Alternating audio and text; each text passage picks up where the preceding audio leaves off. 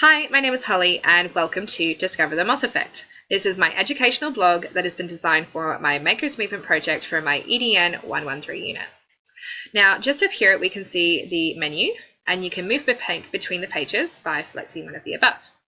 Down here we see the blog overview video, which is what you'll be listening to right now. Now, this is an educational blog and it has been designed as a teacher's resource to help support and engage students with their learning across the Year 3 biological sciences. Over the course of this project, students will engage with a range of real-life and technological resources to enhance opportunities for learning in the classroom. Students will develop skills for observation, evaluation, and creating their own end product resource to display evidence of their learning. This educational blog is created by myself, and I hope you enjoy it.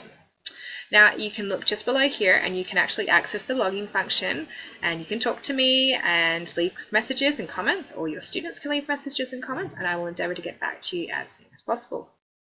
Now, if you would like to move to the About Me page, it gives you just a brief overview of a little bit about myself and why I'm choosing to become a teacher.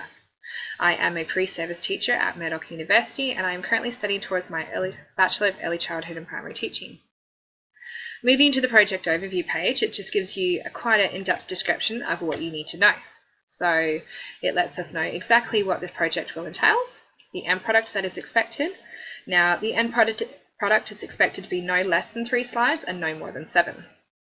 The presentation that will be required from the groups, the project duration, the curriculum standards and their elaborations, the learning outcomes, the student outcomes and multimodal learning is going to be incorporated in this, and the applications of meaningful learning.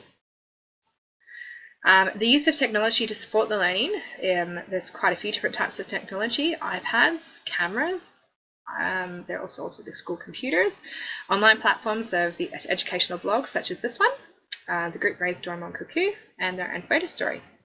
Now, assessment. Assessment will have 3 assessable components, as well as a peer assessment, which will not contribute to the final mark.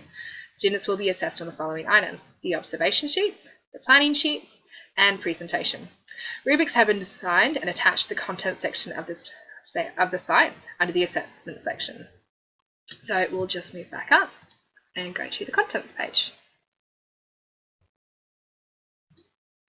Now here, it just gives you a little bit of understanding of what the lessons will entail. So due to the design of this web page, you may need to cut and paste the links below into your browser.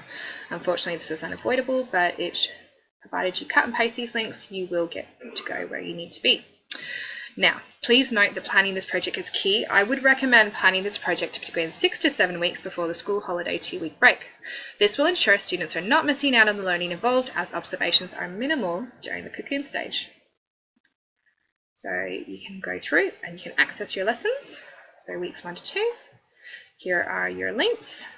And here, if you would like to click on some of these functions, it will take you to the documents that you can open. So I won't do that now, but you can go all the way down. You can go on more links and links here. You can cut and paste them into your browser or access worksheets.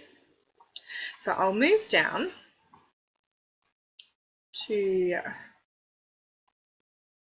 all the way down, quite a lot there, and this is your assessment section. So you can move across between the assessments. The rubrics are attached. Now, the end product sample video for the photo story, this is also found on the overview page just below, but you can find it here just for ease of access. So you can press play, or you can get the students to press play and they can access it there. References are found on the bottom of each page, and you can also find your Commons license and also the references for the photo story. So I hope you've enjoyed my educational blog, and if you have any questions, you can also contact me under the About Me page. Thanks very much.